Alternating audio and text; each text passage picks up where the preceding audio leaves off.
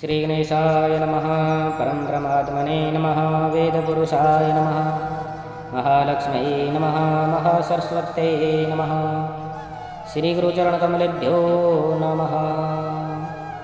गजाननं भूतगणादिसेवितं कपितजम्बूफलचारुभक्षिणं उमासुतं शोकविनाशकारकं नमामि विघ्नेश्वरपादपङ्कजम्। देवी प्रपन्नार्ति हरे प्रसीद प्रसीद माता जगतोऽखिलस्य प्रसीद विश्वेश्वरि पाहि विश्वं त्वमेश्वरी देवी चराचरस्य। वन्दे देवी उमापतिं सुरगुरुं वन्दे जगत्कारणं वन्दे कनकभूषणं मृगधरं वन्दे पशूनापतिं वन्दे सूर्यसकाशवहिनयनं वन्दे मुकुन्दं प्रिया वन्दे भक्तजनाश्रयं च वरदा वन्दे शिवशङ्करा। श्री श्री महापुराण विद्येश्वर संहिता अथाष्टमो दशोऽध्याय।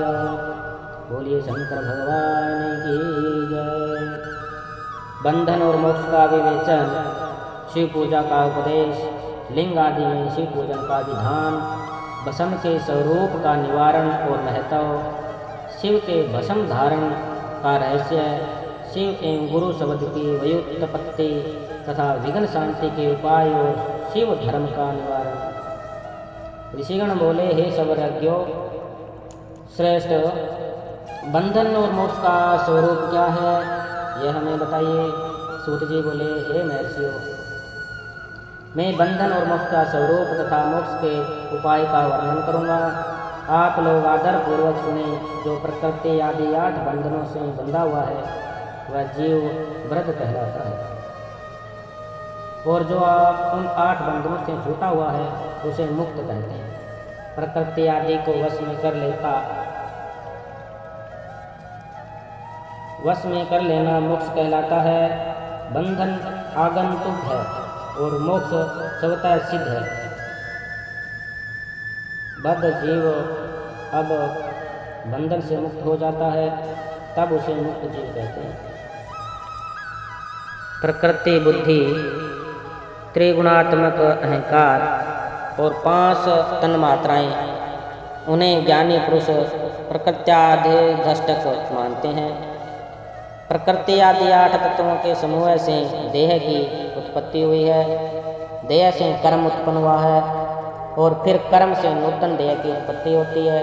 इस प्रकार बार बार जन्म और कर्म होते रहते हैं। शरीर को स्थूल, सूक्ष्म और कारण के भेद से 3 प्रकार का जानना चाहिए। शरीर को स्थूल, सूक्ष्म और कारण के भेद से 3 प्रकार का जानना चाहिए। स्थूल शरीर जागृत अवस्था में व्यापार करने वाला, सूक्ष्म शरीर जागृत और स्वप्न अवस्था में इंद्रिय भोग प्रदान कराने वाला, तथा कारण शरीर सुषुप्ता अवस्था में आत्मानंद की अनुभूति कराने वाला कहा गया है। जीव को उसके प्रारब्ध कर्मानुसार सुख दुख प्राप्त होते हैं। वह अपने पुण्य कर्मों के फल स्वरूप सुख और पाप कर्मों के फल स्वरूप दुख प्राप्त करता है। अतः कर्म पाश में बंधा हुआ जीव अपने त्रिविध शरीर से होने वाले शुभाशुभ कर्मों द्वारा सदा चक्र की भांति बार बार घुमाया जाता है। इस चक्रवत भ्रमण की निवृत्ति के लिए चक्रकर्ता का सत्वन एवं आराधन करना चाहिए। प्रकृति आदि जो 8 पाश बताए गए हैं उनका समुदाय ही महाचक्र है। जो प्रकृति से परे हैं वे परमात्मा शिव है। भगवान महेश्वर ही प्रकृति आदि महाचक्रों के कर्ता हैं, क्योंकि वे प्रकृति से परे हैं। जैसे बकायन नामक वृक्ष का थाला जल को पीता है और उगलता है, उसी प्रकार शिव प्रकृति आदि को अपने वश में करके उस पर शासन करते हैं। उन्होंने सबको वश में कर लिया है, इसलिए वे शिव कहे गए हैं। शिव ही सर्वज्ञ, परिपूर्ण तथा निष्प्रभ है।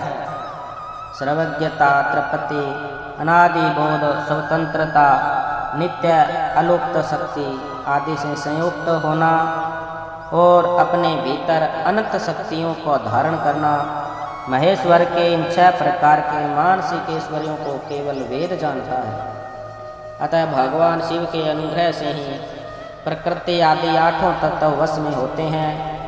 भगवान शिव का कृपा प्रसाद प्राप्त करने के लिए उन्हीं का पूजन करना चाहिए।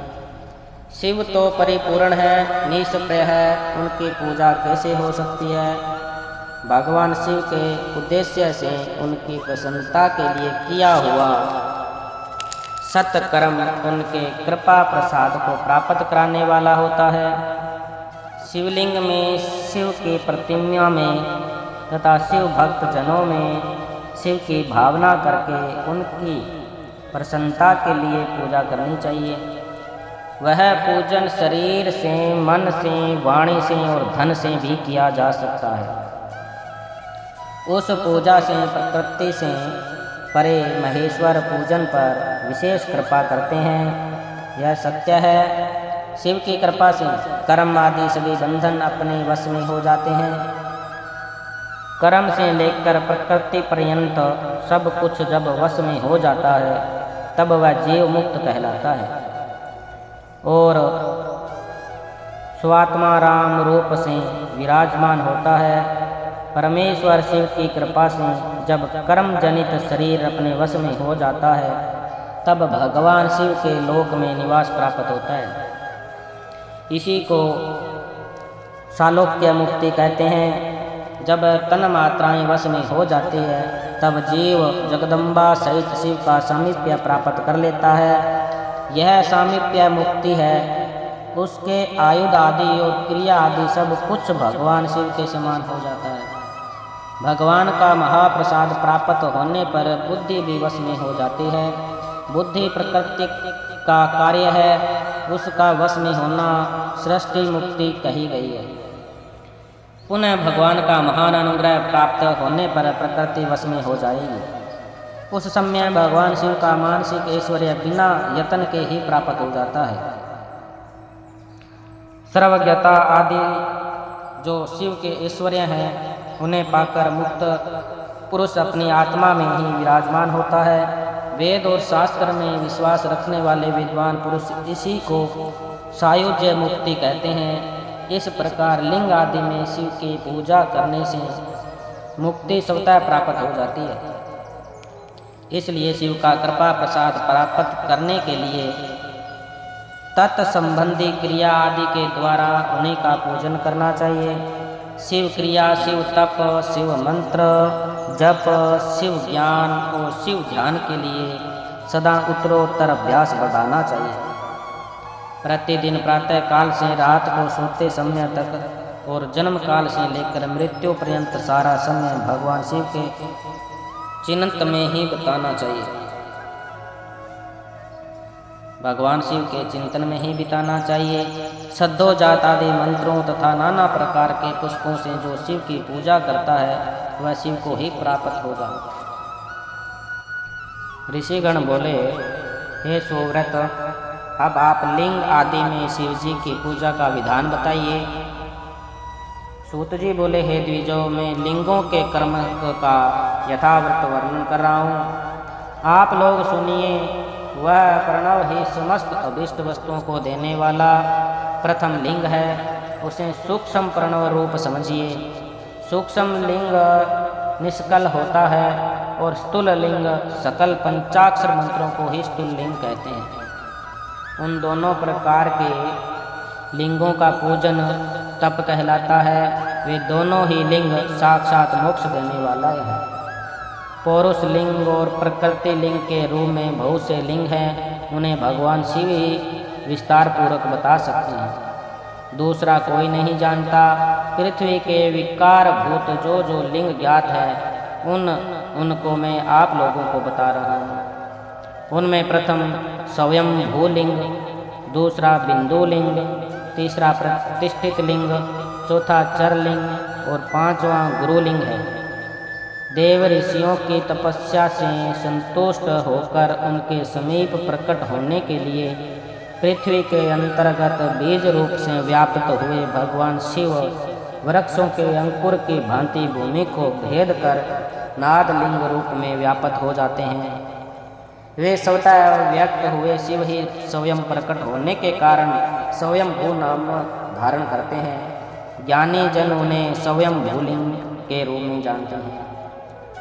उस स्वयं भूलिंग की पूजा से उपासक का ज्ञान स्वयं ही बढ़ने लगता है।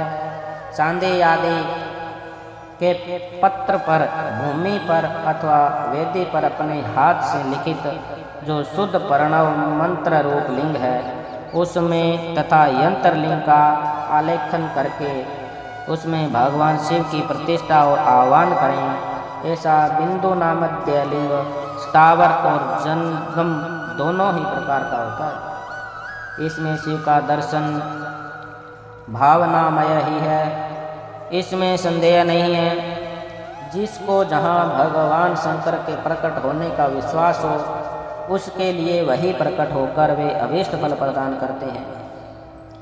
अपने हाथ से लिखे हुए यंत्र में अथवा अकृत्रिम स्थावर आदि में भगवान शिव का आह्वान करके 16 उपचारों से उनकी पूजा करें। ऐसा करने से साधक स्वयं ही ऐश्वर्य को प्राप्त कर लेता है और इस साधन के अभ्यास से उसको ज्ञान भी प्राप्त हो जाता है। देवताओं और ऋषियों ने आत्म सिद्धि के लिए अपने हाथ से वैदिक मंत्रों के उच्चारण पूर्वक शुद्ध मंडप में शुद्ध भावना द्वारा जिस उत्तम शिवलिंग की स्थापना की है, उसे पौरुष लिंग कहते हैं तथा वहीं प्रतिष्ठित लिंग कहलाता है। उस लिंग की पूजा करने से सदा पौरुष ऐश्वर्य की प्राप्ति होती है। महान ब्राह्मणों और महाधनी राजाओं द्वारा किसी शिल्पी से शिवलिंग का निर्माण कराकर मंत्र पूर्वक जिस लिंग की स्थापना तथा प्रतिष्ठा की गई हो, वह प्राकृतिक लिंग है। वह शिवलिंग प्राकृत ऐश्वर्य भोग को देने वाला होता है, जो शक्तिशाली और नित्य होता है, उसे पौरुष लिंग कहते हैं। और जो दुर्लभ तथा अनित्य होता है, वह प्राकृत लिंग कहलाता है। लिंग नाभि, जीवा, नासिका, अग्रभाग और शिखा के क्रम से कटी, हृदय और मस्तक तीनों स्थानों में जो लिंग की भावना की गई है, उस आध्यात्मिक लिंगों को ही चर लिंग कहते हैं। पर्वत को पौरुष लिंग बताया गया है और भूतल को विद्वान पुरुष प्राकृत्य लिंग मानते हैं। वृक्ष आदि को पौरुष लिंग जानना चाहिए। गुलम आदि को प्राकृतिक लिंग कहा गया है। साठी नामक धान्य को प्राकृत्य लिंग समझना चाहिए और साली एवं गेहूँ को पौरुष लिंग, अणिमा आदि 8 सिद्धियों को देने वाला जो ऐश्वर्य है, उसे पौरुष ऐश्वर्य जानना चाहिए। सुंदर स्त्री तथा धन आदि विषयों को आश्रित पुरुष प्राकृत्य ऐश्वर्य कहते हैं। चरलिंग में सबसे प्रथम रसलिंग का वर्णन किया गया है। रसलिंग ब्राह्मणों को उनकी सारी इष्ट वस्तुओं को देने वाला है। शुभ कारण बाणलिंग क्षत्रियों को महान राज्य की प्राप्ति कराने वाला है।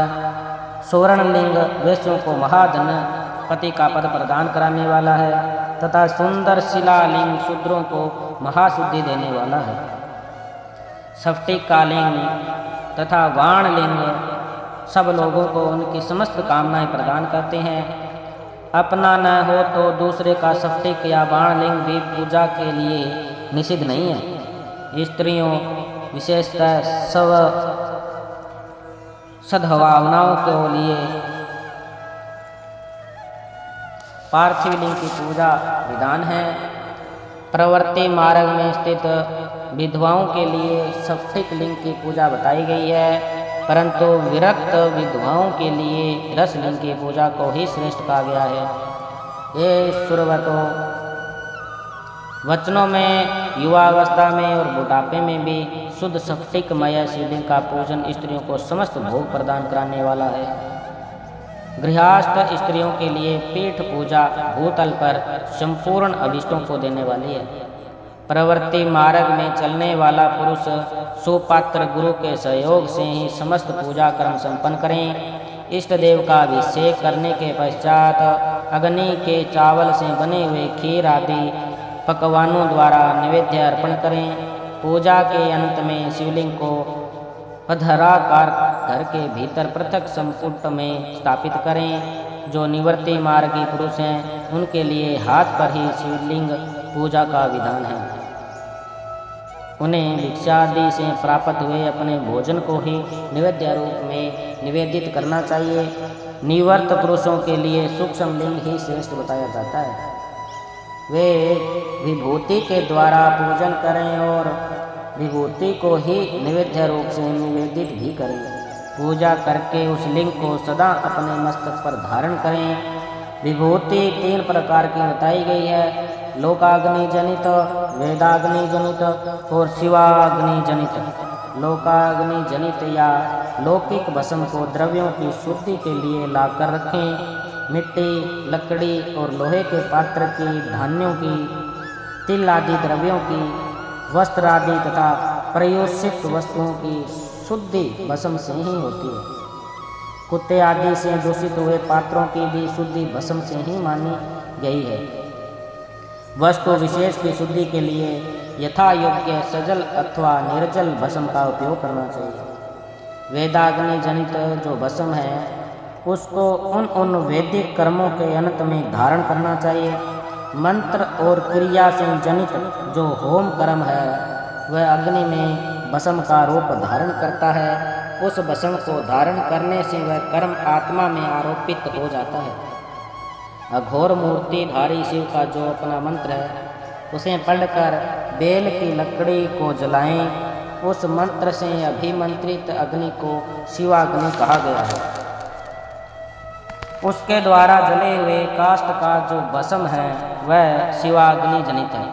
कपिला गाय के गोबर अथवा गाय मात्रा के गोबर को तथा समी, पीपल, पलाश, वट, अमलतास और बिल्व इनकी लकड़ियों को शिवाग्नि जलाए वह शुद्ध भस्म शिवाग्नि जनित माना गया है।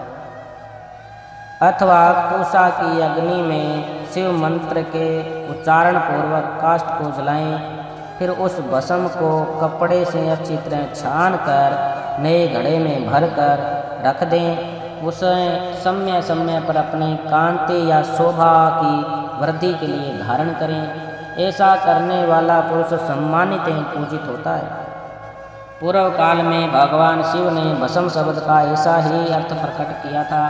जैसे राजा अपने राज्य में सारभूत कर को ग्रहण करता है, उसे मनुष्य सस्य आदि को जलाकर पकाकर उसका सार ग्रहण करते हैं।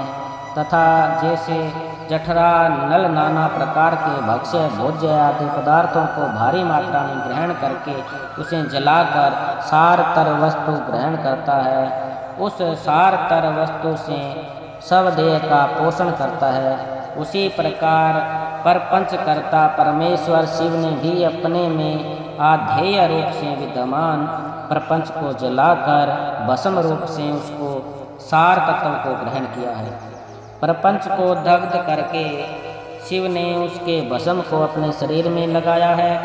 उन्होंने विभूति भस्म पोतने के बहाने जगत के सार को ही ग्रहण किया है।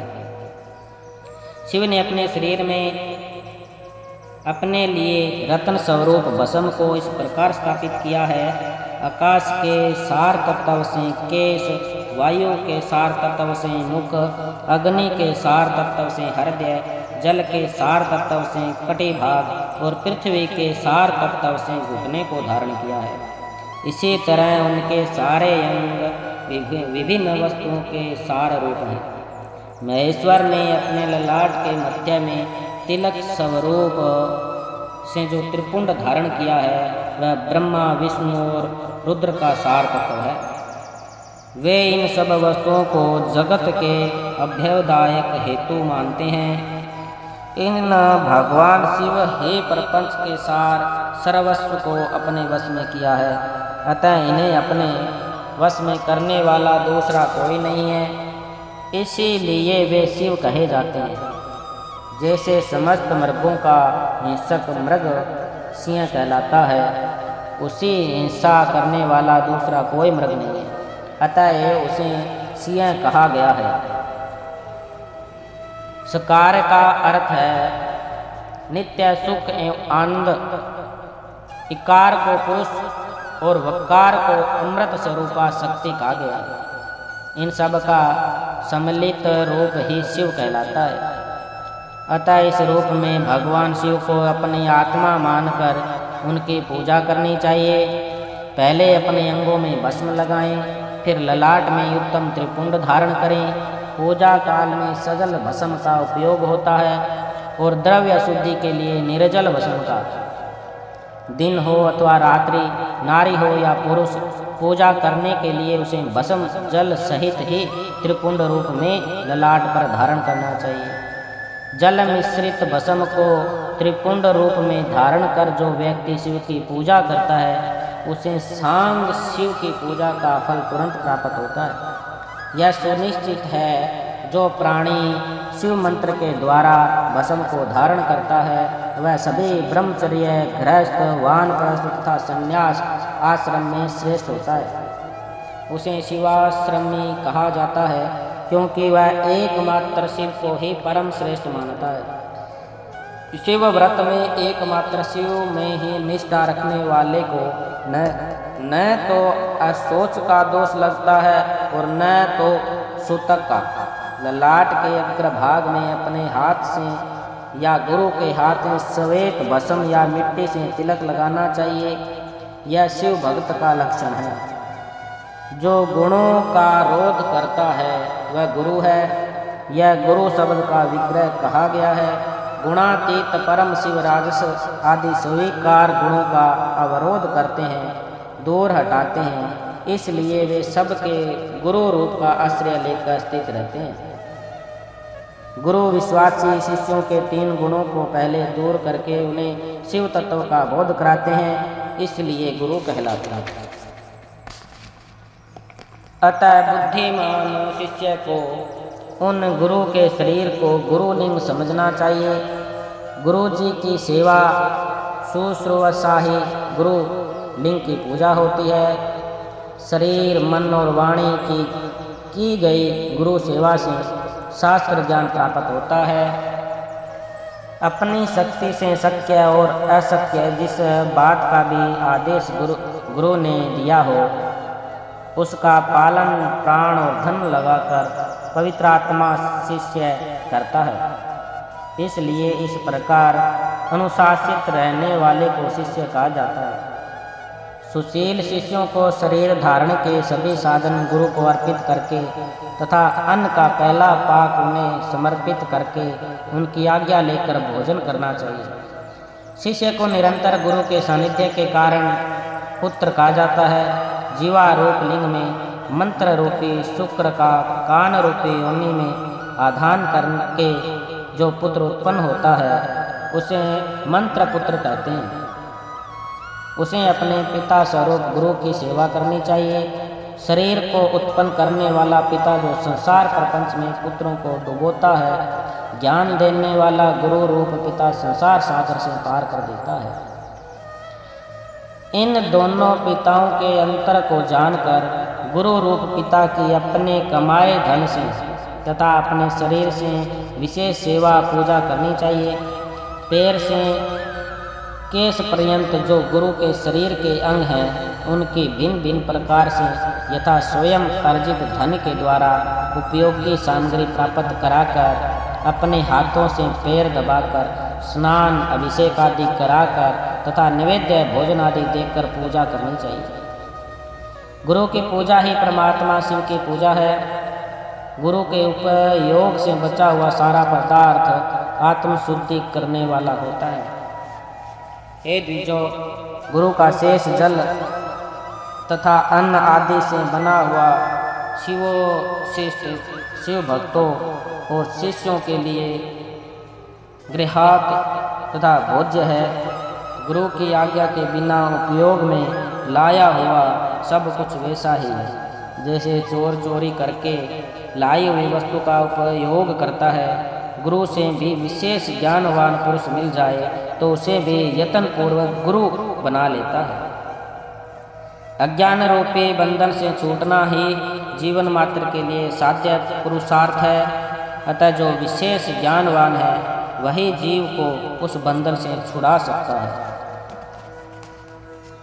कर्म के सांगोपांग पूर्ति के लिए पहले विघ्न शांति करनी चाहिए। निर्विघ्नता पूर्वक तथा सांग संपन्न हुआ कार्य ही सफल होता है। इसलिए सभी कर्मों के प्रारंभ में बुद्धिमान व्यक्तियों को विघ्न विनाशक गणपति का पूजन करना चाहिए। सभी बाधाओं को दूर करने के लिए विद्वान व्यक्तियों को सभी देवताओं का पूजन करनी चाहिए। जवर आदि ग्रंथि रोग आध्यात्मिक बाधा कही जाती है। पिशाच और सियार आदि का दिखना, बाम्बे का जमीन पर उठ जाना, अकस्मात छिपकली आदि जंतुओं का गिरना, घर में कश्यप सांप, दुष्ट स्त्री का दिखना, वृक्ष नारी और गौ आदि की प्रसूति का दर्शन होना आगामी दुख का संकेत होता है। अतः यह आधी भौतिक बाधा मानी जाती है।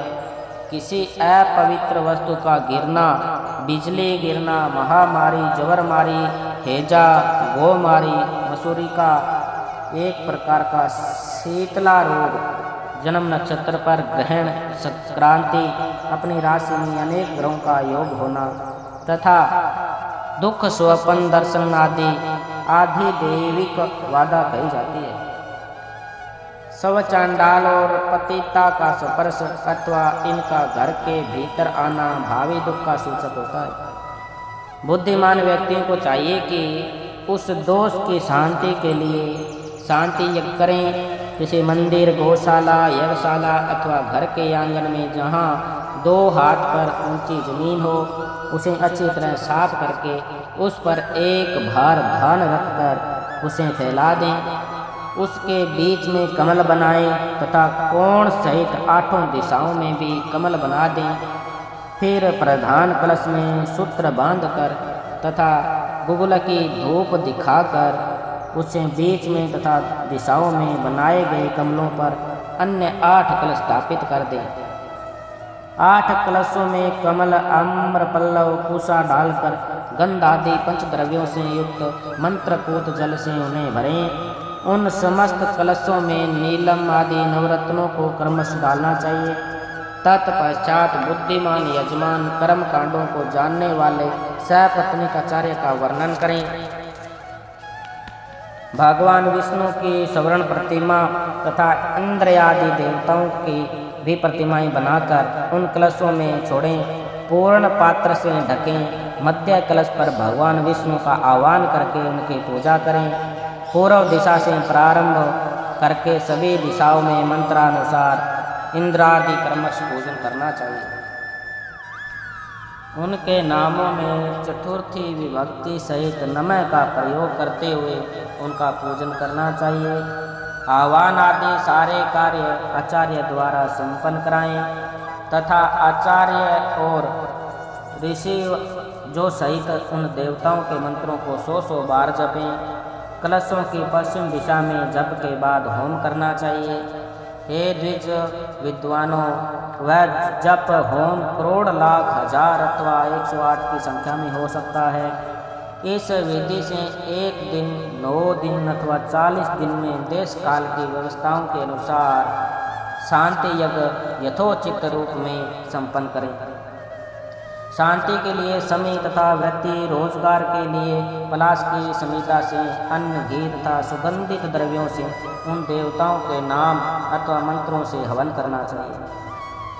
प्रारंभ में जिस द्रव्य का उपयोग किया हो, अंत तक उसी का प्रयोग करते रहना चाहिए।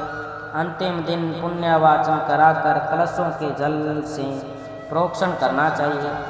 तत्पश्चात आहुति की संख्या के बराबर ब्राह्मणों को भोजन कराएं। हे विद्वानों, आचार्य और ऋतवे जीवों को हविष्य का भोजन कराना चाहिए। सूर्य आदि नवग्रहों का होम करके अनंत में पूजन करना चाहिए। क्रमानुसार नवरत्नों की दक्षिणा देनी चाहिए। तत्पश्चात 10 दान करें और उसके बाद भूयसी दान करना चाहिए। बालक, यज्ञोपवीत, गृहस्थाश्रमी और वानप्रस्थितियों को धन का दान करना चाहिए। तत्पश्चात कन्या, सधवा और विधवा स्त्रियों को देने के अनंतर बची हुई तथा यज्ञ में बची हुई सारी सामग्री आचार्यों को समर्पित कर देना चाहिए। उत्पात, महामारी और दुख के स्वामी यमराज माने जाते हैं, इसलिए यमराज की प्रसन्नता के लिए काल प्रतिमा का दान करना चाहिए। 100 निष्कर्ष या 10 निष्के परिमाण की 5 और अंकुश धारण की हुई पुरुष के आकार की स्वर्ण प्रतिमा बनाएं। उस स्वर्ण प्रतिमा का दक्षिणा सहित दान करना चाहिए। उसके बाद पूर्णायु प्राप्त करने हेतु तिल का दान करना चाहिए। रोग निवृत्ति के लिए घृत में अपनी परछाई देखकर दान करना चाहिए। 1000 ब्राह्मणों को भोजन कराना चाहिए। धन भाव में 100 अथवा यथाशक्ति ब्राह्मणों को भोजन कराना चाहिए। भूत आदि की शांति के लिए भैरव की महापूजा करें। अंत में भगवान शिव का महाभिषेक और नैवेद्य समर्पित करके ब्राह्मणों को भूरी भोजन कराना चाहिए। इस प्रकार यज्ञ संपन्न करने से दोषों की शांति हो जाती है। इस शांति यज्ञ का प्रतिवर्ष फाल्गुन मास में आयोजन करना चाहिए। अशुभ दर्शन होने पर तुरंत अथवा 1 महीने के भीतर यज्ञ का आयोजन करना चाहिए। महापाप हो जाए तो भैरव की पूजा करनी चाहिए। महाव्याधि हो जाए तो यज्ञ का पुनः संकल्प लेकर उसे संपन्न करना चाहिए। अंकिचन दरिद्र व्यक्ति तो केवल दीप दान कर दें। उतना भी न हो सके तो स्नान करके कुछ दान कर दें। 108 हजार, 10 हजार, 1 लाख या 1 करोड़ मंत्रों से भगवान शिव को नमस्कार करें। इस नमस्कारात्मक यज्ञ से सभी देवता प्रसन्न हो जाते हैं। भगवान शिव की इस प्रकार प्रार्थना करें, मेरी बुद्धि आपके ज्योतिर्मय पूर्ण स्वरूप में लगी है। मुझ में जो अहंता थी वह आपके दर्शन से नष्ट हो गई है। मैं अपने ध्येय से आपको प्रणाम करता हूँ। हे प्रभु, आप महान हैं, आप पूर्ण हैं और मेरा स्वरूप भी आप ही हैं। तो भी इस समय में आपका दास हूँ। इस प्रकार यथा योग्य नमस्कार पूर्वक स्वात्म यज्ञ करना चाहिए। तत्पश्चात भगवान शिव को नैवेद्य देकर तांबूल समर्पित करना चाहिए। तब स्वयं में 108 बार शिव की प्रदक्षिणा करनी चाहिए। 1000, 10,000, 1 लाख या 1 करोड़ प्रदक्षिणा दूसरों के द्वारा कराई जा सकती है। शिव की प्रदक्षिणा से सारे पापों का तत्क्षण नाश हो जाता है। दुख का मूल व्याधि है और व्याधि का मूल पाप में होता है। धर्माचरण से ही पापों का नाश बताया गया है। भगवान शिव के उद्देश्य से किया गया धर्माचरण पापों का नाश करने में समर्थ होता है। शिव के धर्मों में प्रदक्षिणा को प्रधान कहा गया है। क्रिया से जप रूप होकर प्रणव ही प्रदक्षिणा बन जाता है। जन्म और मरण का द्वंद्व ही माया चक्र कहा गया है। शिव का माया चक्र ही बलिपीठ कहलाता है। बलिपीठ से ही आरंभ करके प्रदक्षिणा के क्रमश एक पैर के पीछे दूसरा पैर रखते हुए बलिपीठ में पुनः प्रवेश करना चाहिए। तत्पश्चात नमस्कार करना चाहिए। इसे प्रदक्षिणा कहा जाता है। बलिपीठ से बाहर निकलना जन्म प्राप्त होना और नमस्कार करना ही आत्मसमर्पण है। जन्म और मरण रूप द्वंद्व भगवान शिव के माया से प्राप्त है। जो इन दोनों को शिव की माया को ही अर्पित कर देता है वह फिर शरीर के बंधन में नहीं पड़ता। जब तक शरीर रहता है तब तक जो क्रिया के ही अधीन है वह जीव वृद्ध कहलाता है। तो स्थूल, सूक्ष्म और कारण 3 शरीरों को वश में कर लेने पर जीव को मोक्ष हो जाता है। ऐसा ज्ञानी पुरुषों का कथन है। माया चक्र के निर्माता भगवान शिव ही परम कारण है। वे अपनी माया के दिए हुए द्वंद्व का स्वयं ही परिमार्जन करते हैं। अतः शिव के द्वारा कल्पित हुआ द्वंद्व उन्हीं को समर्पित कर देना चाहिए। हे विद्वानों, प्रदक्षिणा और नमस्कार शिव को अति प्रिय है, ऐसा जानना चाहिए। भगवान शिव की प्रदक्षिणा, नमस्कार और षोडशोपचार पूजन अत्यंत फलदायी होता है। ऐसा कोई पाप इस पृथ्वी पर नहीं है जो शिव प्रदक्षिणा से नष्ट हो सके।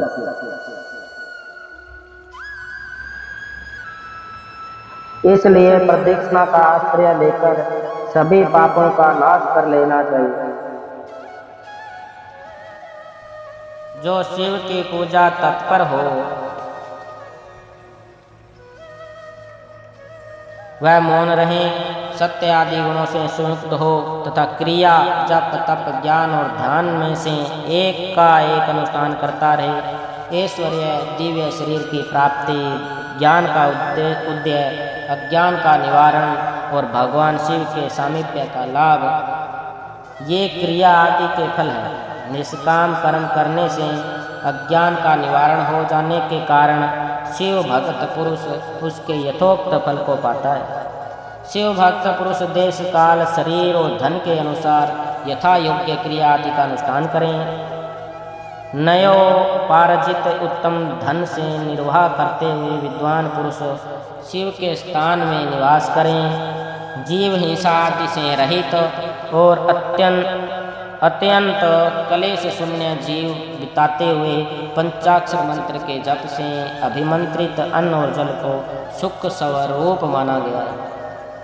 अथवा यह भी कहते हैं कि दारिद्र्य पुरुष के लिए भिक्षा से प्राप्त हुआ अन्न ज्ञान देने वाला होता है।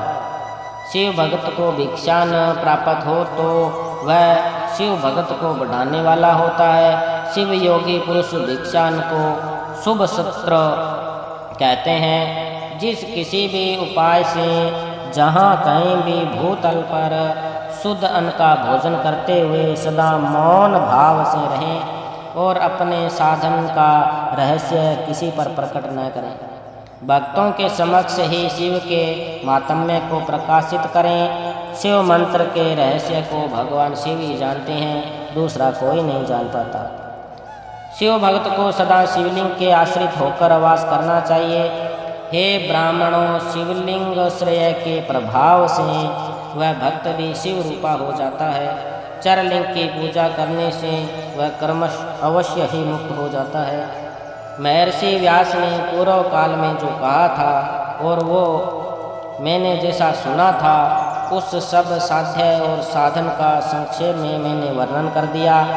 आप सबका कल्याण हो और भगवान शिव में आपकी दृढ़ भक्ति बनी रहे।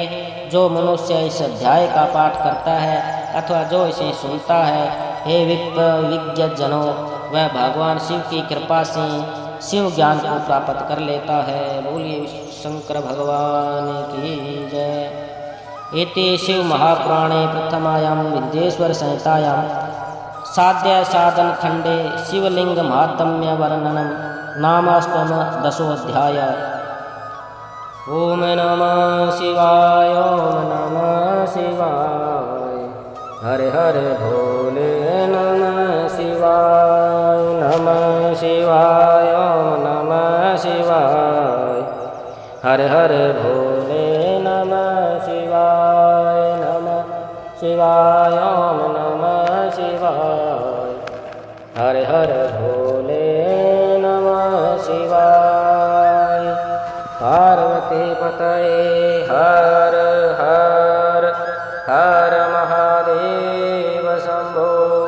काशी विश्वनाथ महाराज की